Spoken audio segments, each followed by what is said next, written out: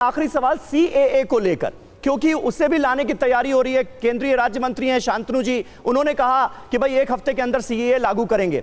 CAA अगर लागू किया जाता है तो उसमें भी समाजवादी पार्टी को कोई दिक्कत है? देखिए, मैं समाजवादी पार्टी के प्रवक्ता की हैसियत से नहीं कह रहा, लेकिन एक मुसलमान की हैसियत से मैं इस बात को कह रहा हूं क्या कि अगर सीएए उन इस्लामिक कानूनों को जो कुरान में हमें हिदायत दी गई हैं, अगर उसको एबॉलिश करता है तो हमें मंजूर नहीं है। कुरान में जो कुछ हमें हिदायत दी गई है हम उसे फॉलो करते हैं। कुरान की हिदायत तो जो है सीए क्यों लाया गया है, मानते चले आ रहे हैं हसन साहब। जो मूल बात है, सीए क्यों लाया गया है? हमारे जो पड़ोसी मुल्क हैं वहां के माइनॉरिटीज को यहाँ की सिटीजनशिप देने के लिए यह कानून लाया गया। तो इसमें मुसलमानों के अधिकार, वो भी वो मुसलमान जो इंडिया में रह रहे हैं, जो भारतीय हैं, उनके अधिकारों में हनन की बात कहां से आ गई? मैं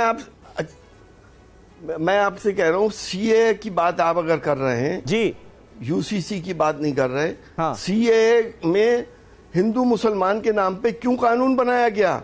क्या एक पाकिस्तान से प्रताड़ित होकर मुसलमान हिंदुस्तान में नहीं आ सकता? क्या बांग्लादेश से प्रताड़ित मुसलमान हिंदुस्तान में नहीं आ सकता? सिर्फ मुसलमान को आप नागरिकता नहीं देंगे, बाकी सबको दे देंगे। क्या ये हिंदुस्तान के फेडरल स्ट्रक्चर के मुताबिक है? क्या ये जो हमारा कानून है जिसमें सबको धर्म के हिसाब से कोई डिस्क्रिमिनेशन नहीं किया जाता, तो आपने मुसलमानों को स्पेशली इससे अलग कर दिया? हसन साहब, लेकिन ये भी तो आप देखिए कि हमारे पड़ोस में चाहे बांग्लादेश हो या फिर पाकिस्तान हो, अफगानिस्तान हो, वहां पर मुसलमान माइनॉरिटी में थोड़ी हैं।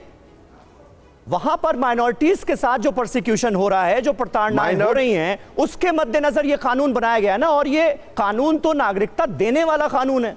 इसे कुछ लोगों ने ऐसे प्रचारित कर दिया कि मानो ये नागरिकता छीनने वाला कानून है।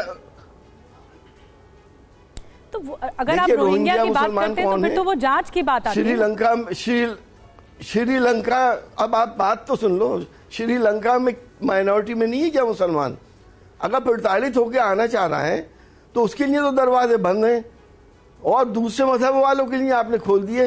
हिंदुस्तान का कानून मजहब के हिसाब से डिस्क्रिमिनेशन नहीं करता है, ये गलत कानून है। ठीक है, यानी धार्मिक आधार पर नागरिकता नहीं दी जानी चाहिए, आप ये बात कह रहे हैं। भले ही वहां से माइनॉरिटीज को ही नागरिकता देने की बात क्यों ना हो रही हो हमारे पड़ोसी इस्लामिक मुल्कों से।